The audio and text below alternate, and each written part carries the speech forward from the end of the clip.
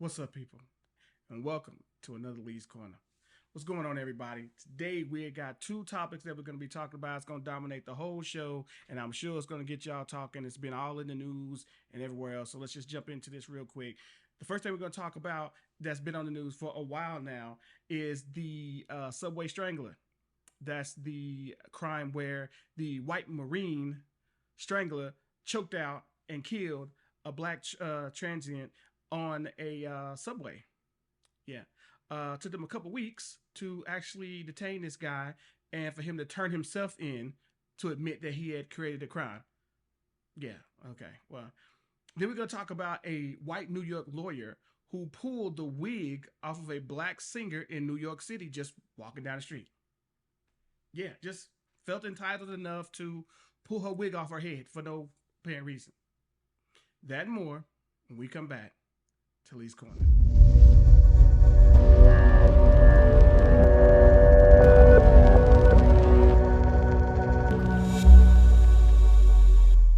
What's up, people? All right, we're back. Uh, we're gonna start off by talking about the Subway Strangler. Now, the Subway Strangler is basically, like I said before, he's a white male, ex-marine, who choked out and killed a black transient man whose name was Jordan Neely. Now, Jordan Neely is the name you probably don't hear the most. You probably hear Daniel Penny's name the most. That's the um, ex-marine who choked out and killed um, Jordan Neely. Um, the reason why this is a big issue, I will say, to me is the fact that on New York subways, you have homeless people all the time on the subway that do things. They talk, they ramble, they yell at people, they do all kind of things. Um, and most people don't choke them out until they stop breathing. But this ex-marine felt like he was above the law. I felt threatened, and I just thought I'd choke him out. But no one's ever talked about how he felt threatened. How did you feel threatened? Did this guy touch you? Did this guy threaten to kill you? None of these things have seemed to come to light yet. A lot of people said that he was not even doing anything threatening towards the ex-marine. He claimed to be taking this guy down, Jordan Neely, for the whole group. I was taking care of and protecting the whole subway that I was there in. When I was in the subway car, I was just protecting everybody because he was just so outlandish. He was just acting so absurdly strange and weird and threatening that I had to take his life. And what pissed me off was while he was choking the brother out, another brother was holding his arm. We're gonna show some video, but another brother was holding his arm because the guy was trying to breathe. And another brother was holding his arms away. So basically, when you hold, let me describe this to y'all just in case you don't know. When you are choking someone out and someone holds your arms away so you cannot stop the person or whatever is choking you out, that is called a lynching. Yeah, that's what they used to do to you. That's what white folks used to do to black folks all the time. Lynching you. Put a rope around your neck, tie your hands behind your back, and let you swing so you can't help yourself. That is called a lynching.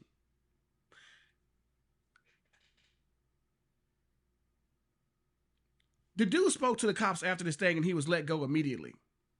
Daniel Penny. He was let go. Told what happened, let go. Now you answer me this. How many Negroes, how many black folks, how many Africans do you think would have choked out a white transient on a subway, on the subway, homeless or not, and would have got to go home that same night? Not just choked him out, but murdered him. He died. Now, you name me one black person say, well, I was defending everybody. Did he have a knife? No. Did he have a gun? No. Was he beating somebody's ass? No. Did he threaten to beat somebody's ass? No. They said this guy used to do Michael Jackson impressions on the subway and all these other type of things. He had mental issues. Of course, we already know that. He was complaining about at that time about how something about the system or somebody did him wrong or whatever, something about that nature. He was upset about that. But from what I understand, that happens a lot on subways. And people don't get choked out and murdered because of it. Now, if you're going to murder somebody, Mr. Ex-Marine, why don't you murder somebody who's on there that has a knife? or a gun trying to threaten somebody, or just physically somebody trying to threaten somebody on the trains, and you take care of it. Cool. But you pick someone who's not defending themselves because they don't know to defend themselves because they don't think they're doing anything wrong. They're actually out of their mind. And then he goes along to say, because he knows he's right. See, he knows he's right. He thinks he did nothing wrong. He goes on to say, if I had it to do again, I would. He felt no shame. You just killed someone. You have no shame. Look, let's put it like this. I've never murdered anyone either, but taking somebody's life, period, should bring you some kind of guilt, shame, or something. It just should. I mean, because you took a life, no matter what you think it was. The man didn't have a weapon or nothing like that and wasn't coming at you because your shell-shocked ass felt threatened. You just snapped his neck. Well, I mean, I think a lot of people can agree that they feel like snapping folks' necks a couple times. I think a lot of people can say that they feel threatened by white people, often by the way they talk at them, by the way they look at them. A lot of times, but we just don't go off snapping people's necks. Why? Because we know that there's a consequence. Obviously, this white boy does not believe that there's a consequence, not for him. And this is not an isolated incident. White people do believe that they have been deputized to keep niggas in line. Facts. White people think they have been deputized by police and everybody else to keep Africans in line. That's a fact. They believe that. That's why you got the Karens. That's why you got the ex-Marine. That's why you got all these people tattletelling on black people and cat and calling and I'm going to hold you until the cops get here. They really do think they've been deputized.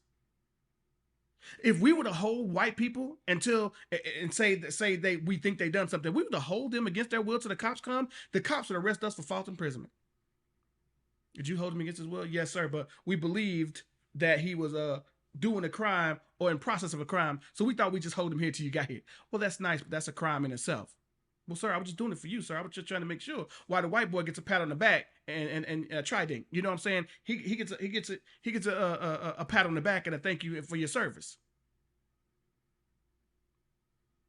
White people believe, that's why you have your Karens, that's why you have your ex-Marines. They believe that they have been commissioned, that they've all been deputized to stop us. African Americans, they honestly believe that. That's why they have no problem calling the police on you, because they know the cops are going to believe them. They have no problem choking you out and killing you because they believe your life has no purpose. Your life is less than theirs. That's why they have no problem snapping your neck. Who's going to miss you? You have no political power.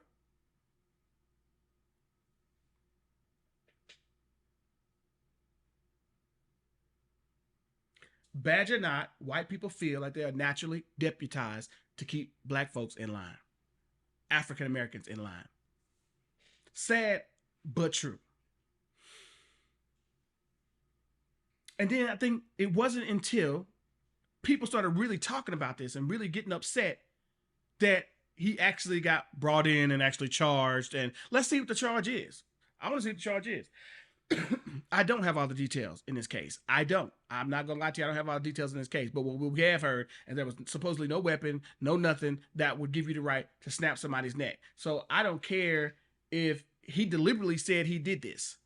He said he did it. He would do it again, damn it. Now, somebody said they would do it again. That to me says that you're not afraid of what can happen to you because you know you might get a lesser charge. Manslaughter, perhaps. Well, I mean, to me, it's like, I'm not going to say you planned it, but the moment you decided that I'm going to choke this guy, you made a reaction. So I don't know if that's murder one, murder two. I don't claim to know all of that at this point, but I don't know. But it should be like, I decided to make this choice to kill this man. That's premeditated to me. You had enough time to sit there and think it out. And then you jumped on this guy and snapped his neck. You could have choked him. You a Marine. You're supposed to know how to do this, right? No, you killed him. He's dead. He's no longer breathing. So what began as supposed to be a thing of bravery to stop someone as you thought of being a threat, you became a policeman. And police are taught to neutralize the threat until it stops. Y'all know what that means? See, it used to be shoot the wound. What happened to the cops is like, I never had to pull my gun in 5 years or 15 years on the force. We don't got cops like that no more. We got cops that want to put the whole clip in you because they're being taught things just like what he was taught. You don't stop until the threat is neutralized. Well, who considers what a threat? That's the problem. Why is my color always a threat? I have no weapons, but you keep blowing my brains out. I have no weapons, but you keep shooting me and empty clips into me. You don't go to gang territory doing that shit, do you? No, because you know those brothers will shoot back. You just back the hell up out of there.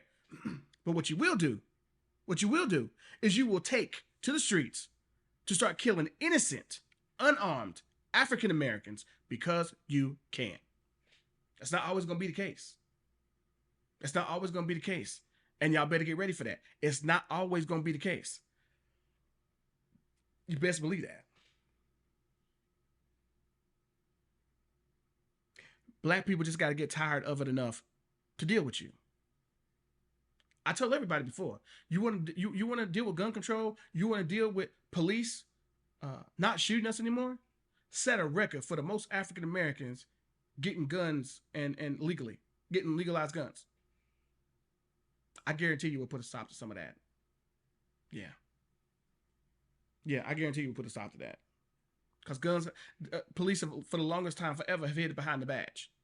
And you got people talking about, oh, well, there's always good cops. Well, you know, there's good African Americans too. But you don't never hear about people talking about that. First thing people want to tell you is all cops ain't bad. Well, all African Americans ain't bad either. But I don't see you talking about that on this television show. I don't see you talking about that on this podcast. All I hear is you protecting the police. Have you ever noticed when you have a cop killer? What do cops do? First thing they say, got a cop killer. That's code. For if you find this motherfucker, you blow his brains out. He's not to be brought in alive. Now, I'm not saying that they won't bring him in alive. Remember Christopher Darden? The black cop? We'll go into that later. That's one of my heroes. But but most things, cops are like the biggest gangs that there are. Because they can get revenge. You can't. Somebody kills a cop, hey, we all go get him. We'll take him down. We'll take him down. Because they killed a cop, killed one of their own. See, black folks should be the same way. When you killed an unarmed suspect, an unarmed black person, black people should be the same way. You kill one of ours. Why can't individuals, when cops kill people that are unarmed and innocent, but the law says that it's okay because the cop was scared, why don't we have the right to protect our own? Why don't we have the right to say, you shot one of ours? See, we have to wait for the law. The law don't have to wait for us. Cops can come and get you out of your house. They can come get you out of your car anytime they want to, just to fuck with you. Just to fuck with you. And they'll put it on a code, a statute, or whatever, and you have to wait till you go to the police station. You have to go wait till you get booked. You have to go wait until you get bailed out to say anything. So they can fuck up your whole day because they have too much power. If I want to go with a cop, I got to follow the chain of command. How the hell are you going to file paperwork against a police officer with another police officer? In other words, how can you have the police doing checks and balances on the police? How's that going to work? If they're a family, how can you have them doing their own checks and balances? Which they do. In other words, who do you call when the cops are fucked up and foul? Who do you call when the cops are dirty? Which is all of them. Everybody likes to say, they see a white cop dancing with some brothers in Harlem or dancing with some black kids in the corner over here. See, I told you, all cops ain't bad. Of course. But I don't see you saying that same sentiment about those black children they're playing with. I don't hear you saying, see, all black children aren't bad. They're playing football, minding their business. They're in there playing basketball, tennis, golf. We don't hear that. All the message that they want to put out there is that all cops aren't bad. But like I said, this should be the point of Jordan Neely. Jordan Neely is the victim of this case where he was strangled and choked out by Daniel Penny, an ex-Marine who wanted to be a hero. Maybe didn't get to be one when he was in the Marines, but wanted to be a hero and felt like he was deputized by the government to stomp out black folks. So it is what it is. And, you know, it's okay. And for all you white people out there who say, well, call a cop and see what happens next time somebody robs your house or something like that. Well, you know, I won't. And I never needed one. I mean, because there was just recently an 11-year-old kid who called the police, black, who called the police because someone's intruding in his house. I believe this is in Tennessee, black kid. The cop came and shot the 11-year-old child. Yeah, I really need cops in my life like that. So next time you tell me, well, when you need a cop, what you gonna do next time you need a cop? That kid needed a cop too. He got shot by one. It's not the first time either. He's more likely to blame me than to help me. He's more likely to have me sitting up against the wall to make sure I'm not part of it than listening to me. Do you think white people for 1 minute, if they call you to them houses, they're going to allow you to frisk them and hold them up against the wall to the police decipher what's going on? Hell no, they're going to say, fuck you. This is my house. You are my servant. Do what the fuck I tell you to do and go find the person that did this shit. That's what they're going to do. And the white cop will be like, okay, sir, I'm sorry. But with black people, we don't know what's from what. So we got to make sure we have total control. Just go sit over there, sir, in the grass. Go sit. This is my house. I ain't sitting nowhere. I told you what happened and who was what. We don't know that you're not the does anybody look scared of me, motherfucker? This is my house. But cops are known for doing that. Because when it comes to police, cops, they're not no peace people. They're not no peacekeepers. When it comes to police officers, cops, when they see black people, they already see the villain. They already see the robber. They already see the murderer. Even though they're the biggest murderers around, that's what they look at you like. You're the murderer. You're the bad guy. All right, we're going to switch gears. We're going to bring it on around to the New York attorney who snatched the wig off the black woman's head and got fired. Reason? For what reason? For what reason did you take my wig off? Because what made you think that was the good thing to do? No. What made you think that was the good thing to do? Please. For what? For what? Why did you do that? What makes you think that that's okay? Is that funny? Is that funny? Apologize. You don't even fucking know me. No. Do you hate women or something? Please. Why did you take my wig off and keep walking? I'd like to just ask y'all, what the hell is this man thinking? She went immediately to social media. Her name was Lizzie Ashley from New York. We didn't catch where he pulled the hair off of her head. But she videotaped it and was asking him, why were you doing it? Even his friends were telling him, just say you're sorry. Just say you're sorry. Just say you're sorry. He would do it. He wouldn't have it. You could tell he might have been a little bit inebriated. And she said he said something under his breath like, for what? Why? For what? Why am I apologizing for? For what? For what? But the phone didn't pick it up. But she heard him.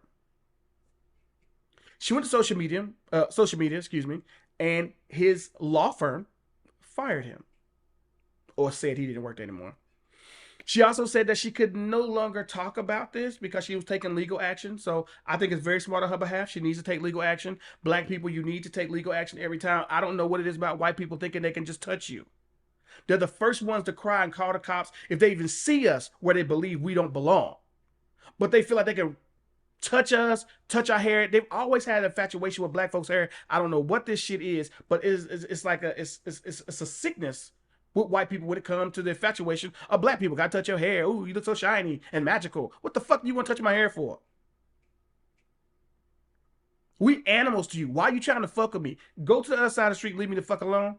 Why are you touching with me? And some people are like, why are you so touchy? Maybe people are just literally interested in cultures and stuff. Well, there's a way to do that without fucking touching me. Y'all have to realize, black folks, Africans, not blacks, but Africans, have a history in this country and in this world of being put on display for white people, being put in a circus for white people to look at and gawk at. Go check your history books. I ain't here to teach y'all that shit today. Go learn it on your own. There's a history of people trying to put black folks on display, U.S. and in the world. But you ain't gonna ever learn about that because different states don't want you to learn nothing about what white people did that's bad. They want to try to sweep everything under the rug because it makes their kids, their children, feel bad and ask questions. Questions they parents are not willing to answer. That's why they're doing away with books and all this other kind of crazy stuff that's going on in the US today because people have lost their minds. Black people, we're moving too far. We're moving too far ahead. You're doing too much. People learning too much about the history. They're going to find out we cold busted that we stole the whole show, that we stole a country. They're going to find out that y'all actually created everything. They're going to find out that y'all the ones that's actually smart. We just beat y'all to the patent office. We actually created the patent office and stole your shit. That's the real fear.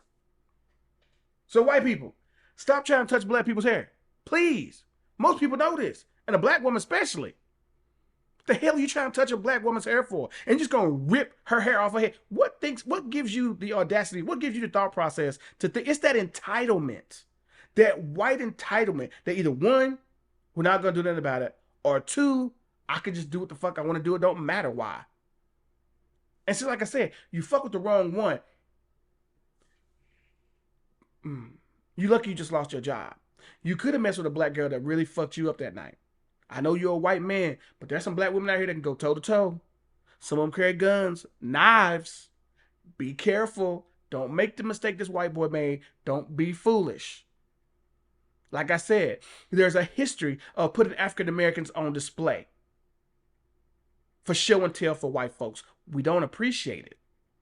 So now that you know, the more you grow, right? So think about it. Take it in. Don't make the mistake of getting your ass whooped. I'm trying to help you. Trying. Good grief.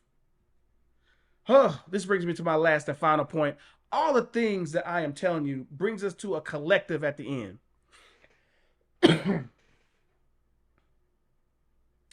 In my conclusion, I would like to wrap it up by saying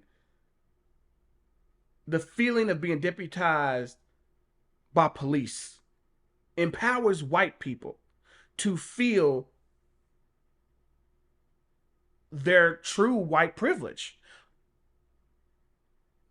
which goes back into a point that Donald Trump had even said when I think personally things got a lot worse in this country. I mean, things are already bad. We had bad stuff for years with black folks, but he made, see, the problem with America is this.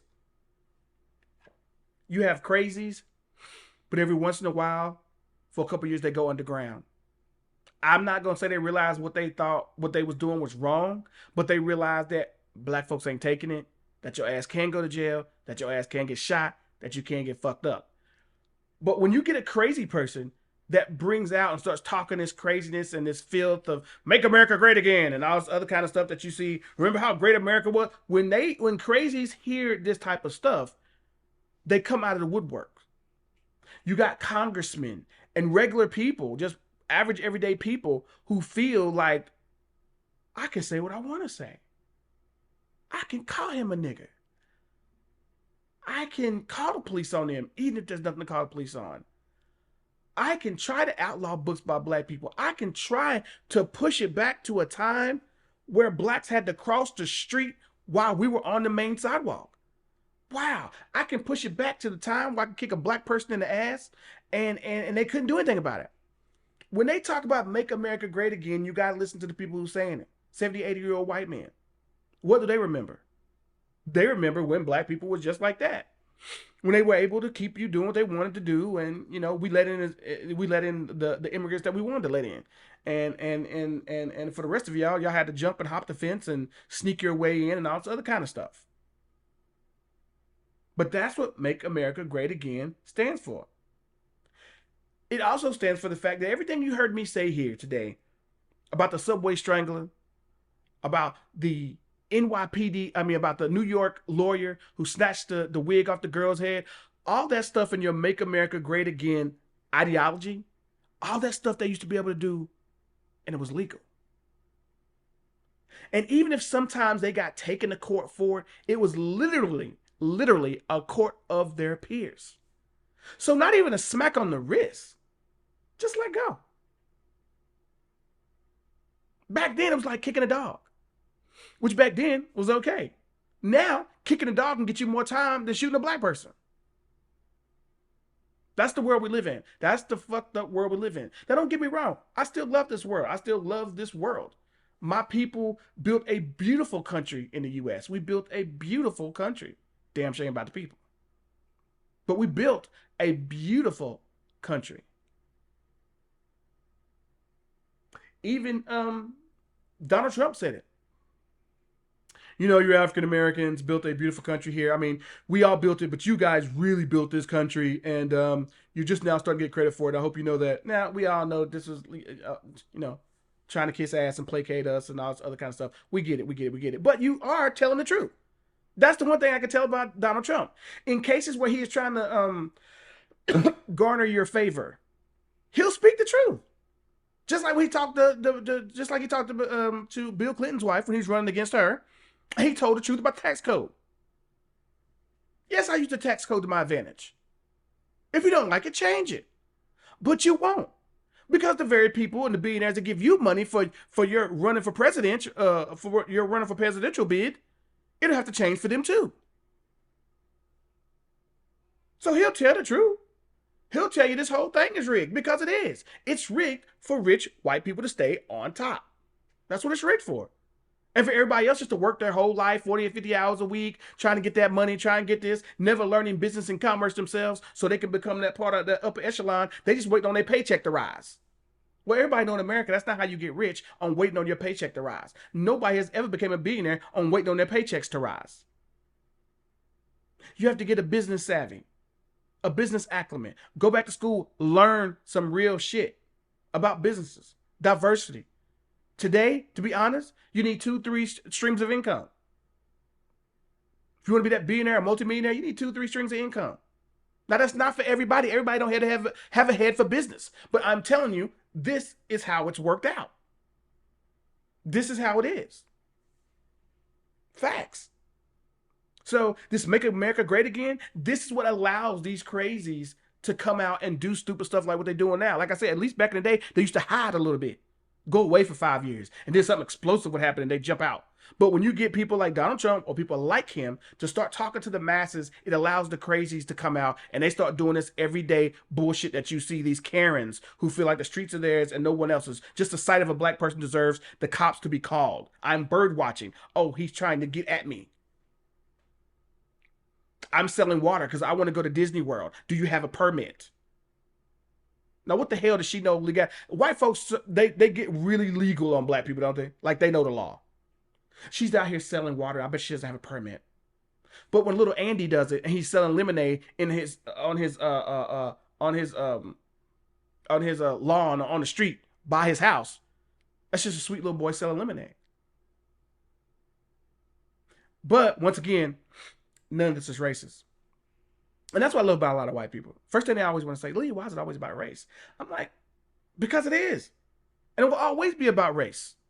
Everything that's important will always be about race. Because the fact is, like I said before, most black people wouldn't know they're black if you didn't tell them every damn time.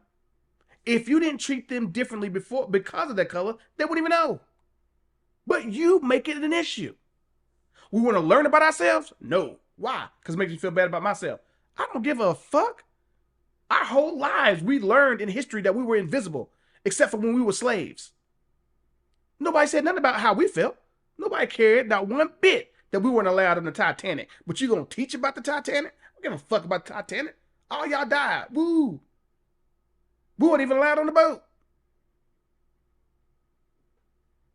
But I'm supposed to care about history when that's the case. Give a fuck.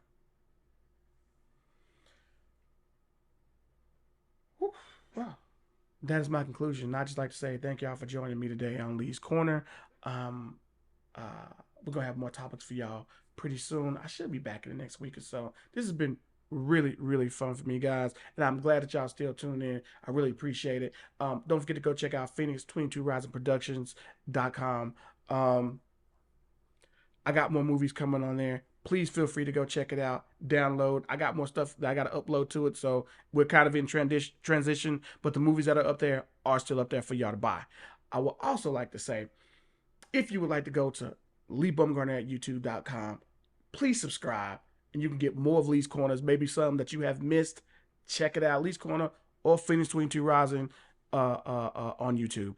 Phoenix 22 Rising or Productions, or you can look up just my name, Lee Bumgarner, on YouTube, and you will find my channel. And please subscribe. I appreciate it. Thank you for watching Lee's Corner, and remember to come back and watch us again when we talk about the things you won't talk about. You have a great day.